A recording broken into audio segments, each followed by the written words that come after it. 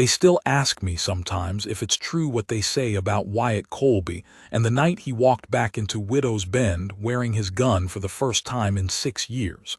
I tell them the same thing every time. I was there. I held the horses. I was 16 that autumn, mucking stalls for wages at the Colby place, and I thought I knew the man I worked for. Quiet, slow to anger, hands that could gentle a spooked colt without a rope. What I didn't know, what nobody in that town knew, not really, not until the night it mattered, was that those same hands had once been the fastest in 3 territories, and that Wyatt Colby had buried a gun belt under the floor of his barn the way other men bury the dead. Nora Calloway ran the Calloway house on the north end of the street, a saloon downstairs and rooms to let above it, and she ran it the way her husband would have wanted before the fever took him: clean glasses, a fair price, and no woman working a room who didn't want to be there. She'd kept it 4 years alone. She was not old and she was not young. She was the kind of woman a hard country makes, steady in the hands and careful with her words, and if she was lonely she never once said so where a body could hear it. I loved her the way a boy loves a woman who feeds him supper and doesn't ask questions about his torn shirt. Everybody in Widow's Bend did in their fashion. That was the trouble, come to find out. Silas Vane wanted her land, and he'd learned a long time before that the surest way to break a woman like Nora Calloway wasn't to threaten her outright. It was to make sure nobody around her had the nerve to help. The rail spur was the reason, if reasons matter to a man like Vane. The territory line was coming through, and whoever held the flat ground north of the creek stood to make more in 6 months than most ranchers made in 6 years. Nora's saloon sat square in the middle of it. Vane had bought or bullied every other parcel on that stretch. Hers was the last. He came into the Calloway house on a Tuesday in October, dressed too fine for a cattle town, and set $200 on her bar like it was already hers to refuse. "I don't sell what my husband built," she told him. She didn't raise her voice. She never did. "Everybody sells eventually, Mrs. Calloway," Vane said, and smiled the way men smile when they've already decided how the story ends. Questions only ever what it costs to get there. I was sweeping the porch and I heard the whole thing through the open door, and I remember how the room went quiet around them, every man in there suddenly interested in his own drink. Nobody said a word in her favor. Nobody ever did when Vane was in earshot. He owned the banknote on half that town and everybody knew it. He tipped his hat on the way out. It was the politeness that turned my stomach worst. Wyatt Colby's ranch sat 2 miles east, a quiet spread with good water and a house he'd built with his own hands and never filled. He kept to himself. He came to town for supplies and Sunday service and not much else, and if you asked anybody what they knew of him before he came to Widow's Bend 8 years back, they'd tell you the same thing I would have told you then: nothing. A man who rode in from somewhere, bought land and stayed.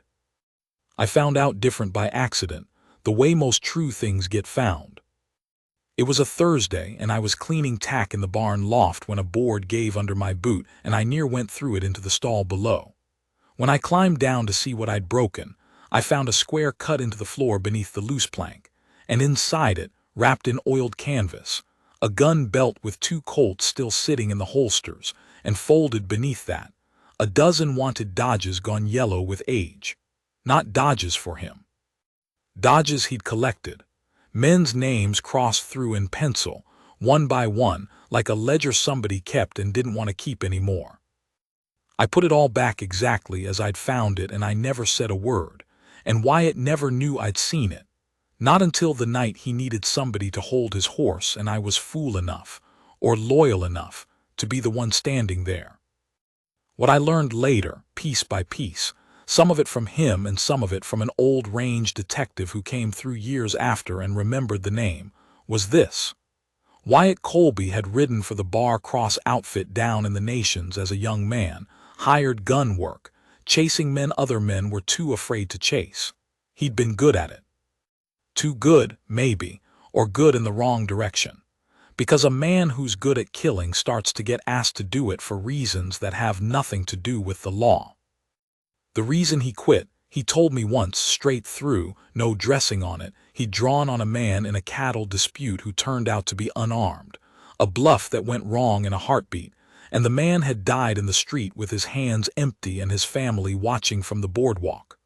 Wyatt had been within his rights, technically. The law had cleared him. He'd never cleared himself. He buried the guns that same year. He rode until he found a piece of land nobody wanted and nobody knew him on, and he swore an oath to nobody but himself that he was done with the gun, done with the reputation, done with being a man other men were afraid of. He wanted, more than anything I ever heard a man want, to be ordinary. For 8 years he'd managed it. The fires started in November. Small things at first, a haystack at the Ledbetter place, empty at the time, no harm but the loss of feed. A wagon axle sawed half through so it broke on the grade and nearly killed the driver. Nobody could prove Vane's hand in any of it, and Vane made sure of that, hiring men who drifted in and did their work and drifted out again before the sheriff. An old, tired man named Cobb who owed his badge to Vane's bank same as everybody else, could so much as take a statement. But everybody in Widow's Bend understood the message, even if nobody said it plain. Sell to Vane, or watch your town burn a piece at a time until you do. Nora didn't sell, and because she didn't, the pressure came down on her hardest of all. They broke her windows first. Then somebody left a dead dog on her porch with a note that just said "soon" pinned to its collar, and I was the one who found her scrubbing the boards afterward at 4 in the morning. Her hands raw from the lye soap, not crying, just scrubbing, like if she got the wood clean enough none of it would have happened. You should go to the sheriff, I told her, 16 and stupid enough to think that would help. Cobb won't cross Vane, she said. You know that as well as I do, Jonesy. She sat back on her heels and looked at me with an exhaustion I didn't have words for yet. I've got 11 rooms let and 4 girls working the floor who have got nowhere else to go if I close this place. I've got a mortgage note I'm 2 months from clearing free and clear. I am not leaving my husband's house, because a man in a fine coat wants the ground under it. I believed her. Everybody who knew Nora Calloway believed her when she said a thing like that. It was the believing that scared me, because I didn't see who in that town was going to stand next to her when the fire came for real. I told Wyatt about it, some of it, the parts a boy could put into words. He listened the way he always listened, quiet, giving nothing away, and he said only, "Man ought not to threaten a woman running an honest business," and went back to his fence work like that settled something. It didn't feel settled to me. But I was 16, and what did I know about what a man carries and doesn't show? Vane came to see Nora one more time before the end, and this time he didn't bring money. It was early December, cold enough that the mud in the street had gone to iron, and he came into the Calloway house at midday with 3 men behind him, not townsmen, hired men, the kind whose eyes don't settle anywhere long. He set no money on the bar this time. "Last offer, Mrs. Calloway," he said. "I'd hate for anything to happen to a place folks are so fond of." "Get out of my saloon, Mr. Vane," Nora said. Her voice didn't shake. I was stacking glasses behind the bar and I watched her hands, and they didn't shake either, though I think it cost her something to keep them still. Vane smiled that smile of his, and one of the men behind him, a lean one with a scar through his eyebrow, a man named Croy who I'd later learn had killed for money in 3 different territories, struck a match off his thumbnail, slow, deliberate, and let it burn down near to his fingers before he shook it out. "Christmas is coming," Vane said. "Be a shame for a place like this to burn in the cold. Folks'd freeze before they found another roof." He touched his hat. "Think on it, Mrs. Calloway. I'll give you till the new year." They left. The room, once again, said nothing. I looked at the faces of men who drank in that saloon 3 nights a week, men Nora had carried on credit through hard winters, and not one of them met her eyes. That night I rode out to the Colby place at a dead run. No coat, half frozen by the time I got there, and I pounded on Wyatt's door until he opened it in his shirt sleeves with a lamp in his hand, and a look on his face like he already knew. "They're going to burn her out," I said. "Vane said it plain, come the new year." Wyatt stood in that doorway a long moment, the cold pouring in past me, and something moved behind his eyes that I'd never seen there before. Not fear, not exactly. Recognition. Like a man watching an old debt come due at last. "Go on home, Jonesy," he said. "Get warm." I didn't move. "You're not going to do anything." I didn't say that. He looked past me, out at the dark toward town, toward the lights of the Calloway house 3 miles off, too far to see but close enough, I think, for him to feel. "Go on home," he said again, softer. "I've got some thinking to do." I left. I didn't sleep that whole night, and I found out later, from things he told me and things I pieced together myself, that neither did he. He went to see her 2 days later. I know because I drove the wagon that carried supplies into town that morning, and I saw him tie his horse outside the Calloway house and stand on the boardwalk a long moment before he went in, the way a man stands outside a church he isn't sure he's fit to enter. Nora was behind the bar. She looked up when the bell over the door rang, and something in her face, tired, guarded, ready for one more man come to tell her what to do with her own house, eased just slightly when she saw who it was. "Mr. Colby," she said, "don't believe I've seen you in here past a Sunday supper." "Wasn't much for drinking," he said, still amant. He took his hat off, which was a thing I noticed he did around her and almost nobody else. "I heard what Vane said to you, about the new year." Her jaw set. "Half the county's heard it. Half the county's decided it isn't their trouble." "I'm not half the county."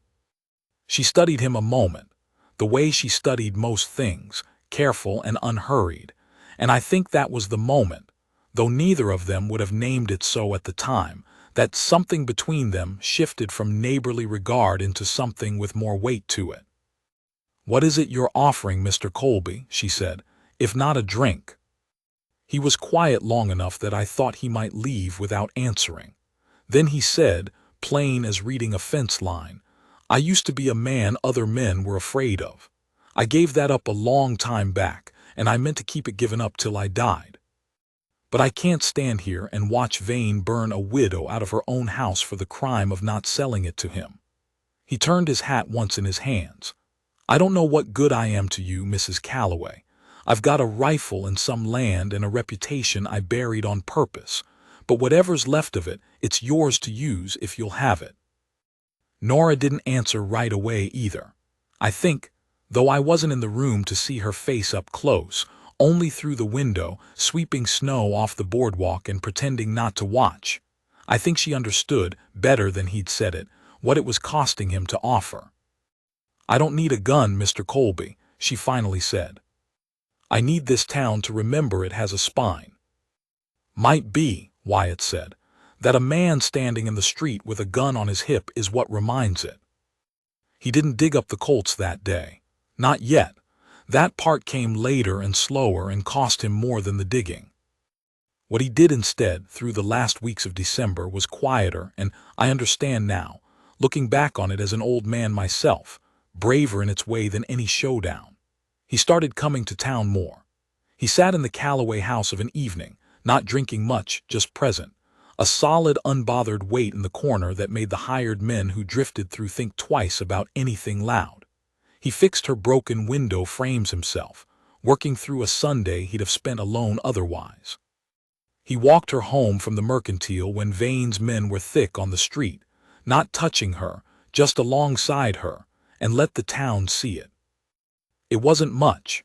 It wasn't a gun belt and a walk down the middle of the street at high noon, but it was a man choosing, in plain sight, which side of a line he stood on, and in a town that had spent 2 months watching everybody choose silence, that counted for something.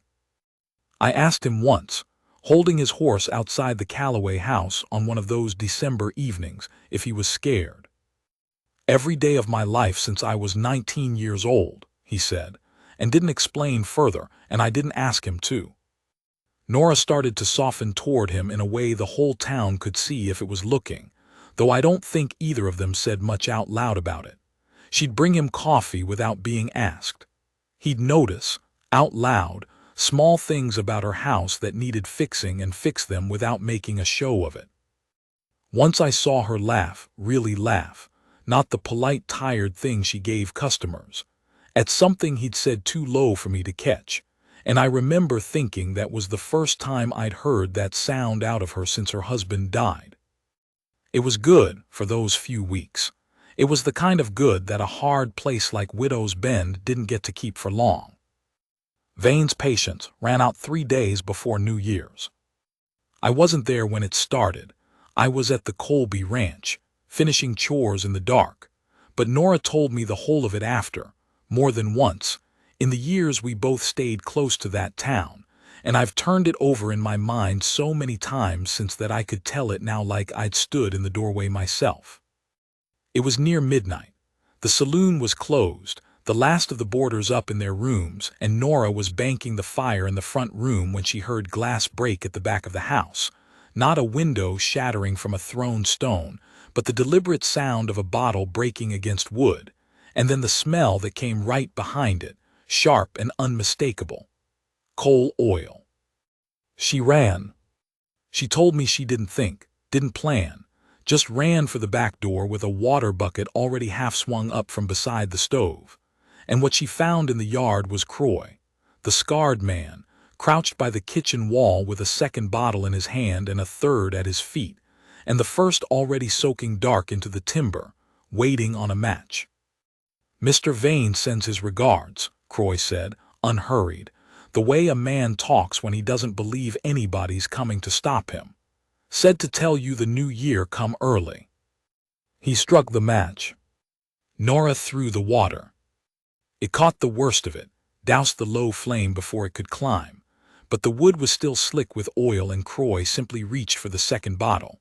And it was in that half-second, soaked timber, a woman alone with an empty bucket, a man with a full bottle of coal oil and no hurry in him at all, that Wyatt Colby came around the side of the house at a dead run with his gun belt buckled on for the first time in 6 years, and the moon caught the iron on his hip, and Croy went still. "That's far enough," Wyatt said. "I want to be plain about something because it matters to how the rest of it went, and it's the part folks who tell this story wrong always get wrong. Wyatt didn't draw, not then.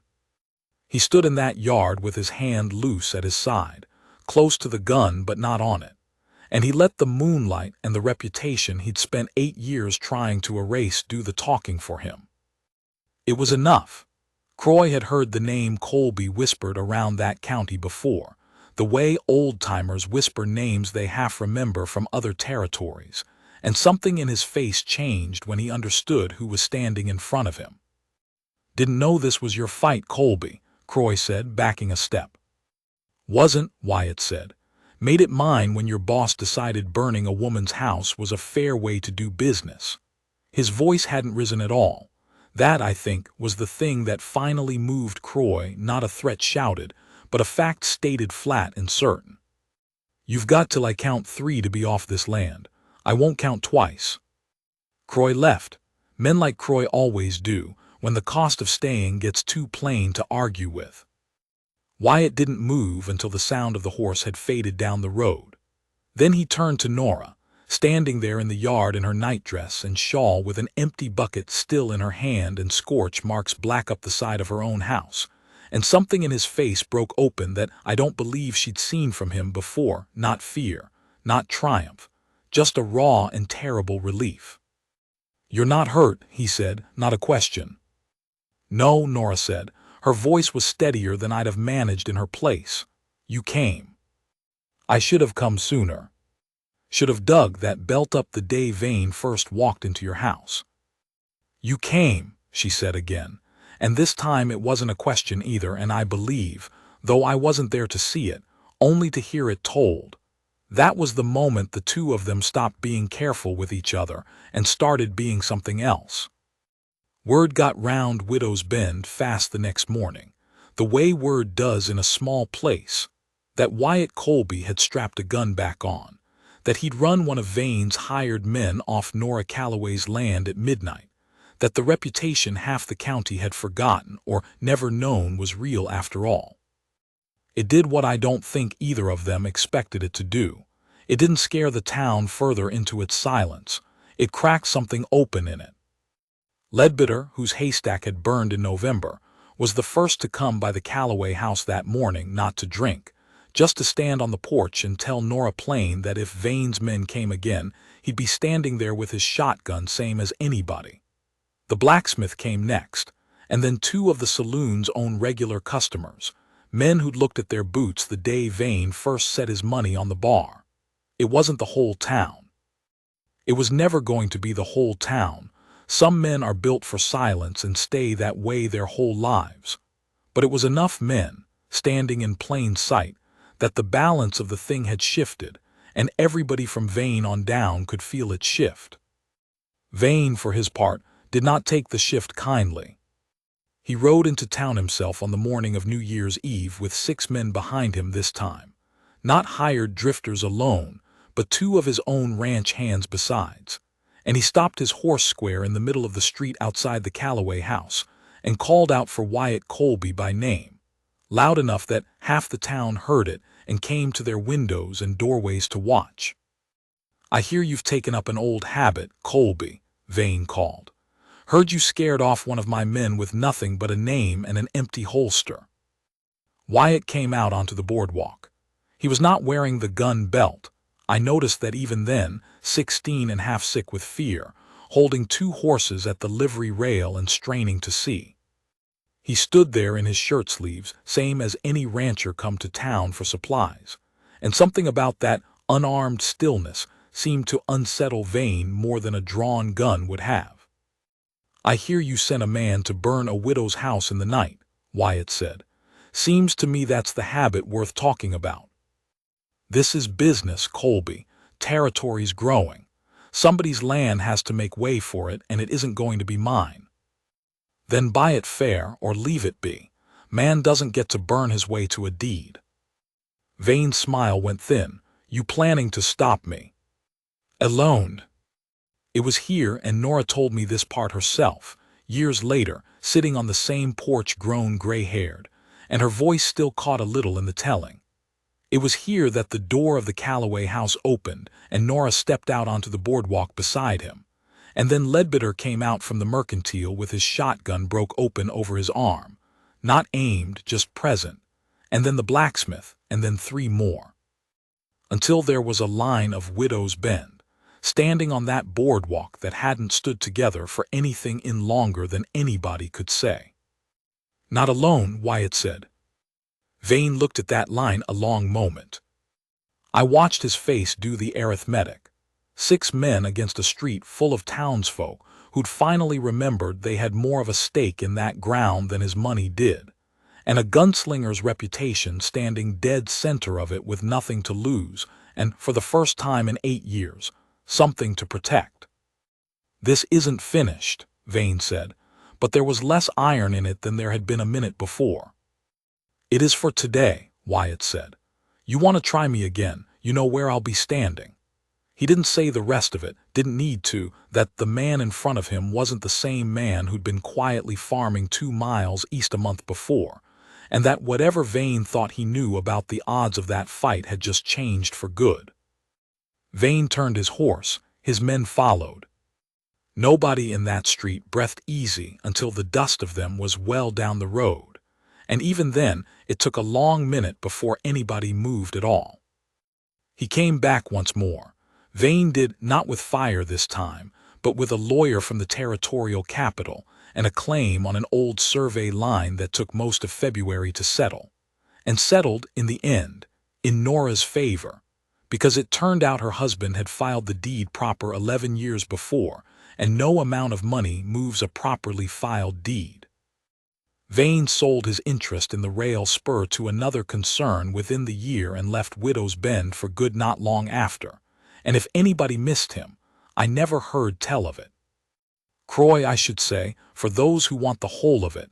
He drifted on same as men like him do, and I heard years later he came to a bad end down in the nations, the kind of end that finds men who make their living the way he made his. I won't dwell on it. It isn't the part of this story that matters. What matters is what Wyatt did with the gun belt once the trouble had passed. He buried it again. Not in the same spot. I helped him dig the new hole myself, that spring, out past the tree line where the ground was soft, and this time it wasn't shame he put into the ground with it. He told me that plain, leaning on his shovel with the sun going down red behind the ridge. First time I buried this, he said, I was burying a man I didn't want to be anymore. This time I'm just putting away a tool I hope I never need again. He looked toward town, toward the lights just starting to show against the dusk. Difference matters, Jonesy. Took me a long while to understand it does. He married Nora Calloway that June, in the yard behind the saloon her husband had built, under a sky so clear you could see clean to the mountains, and half of Widow's Bend came to stand and watch it, the same men who'd stood on that boardwalk in December, finally getting to stand for something with less fire in it. She kept the Calloway house. He kept his ranch. Between the two of them they built a life out of two quiet places that had both, in their own ways, been waiting a long time for somebody willing to stand in the doorway. I stayed on with Wyatt another 4 years before I struck out on my own, and in all that time I never saw him wear that gun belt again, not once, not even for show. He didn't need to. Everybody in that county knew what he'd do if the day ever came that somebody needed him to, and knowing was enough to keep the day from coming twice. I'm an old man myself now, telling this to whoever'll sit still long enough to listen, and there's a great deal about those years I've let go soft and hazy the way memory does. But I remember that December clear as glass, the smell of coal oil in a cold yard, the moonlight catching iron on a man's hip who'd sworn he was through with it, and a woman standing in her own doorway who never once, in all of it, stopped believing her house was worth defending. That's the true account, near as I can tell it. Wyatt Colby laid his gun down twice in his life. The first time he did it running from who he'd been. The second time he did it certain of who he'd chosen to become, and that, I have always believed, made all the difference in the world.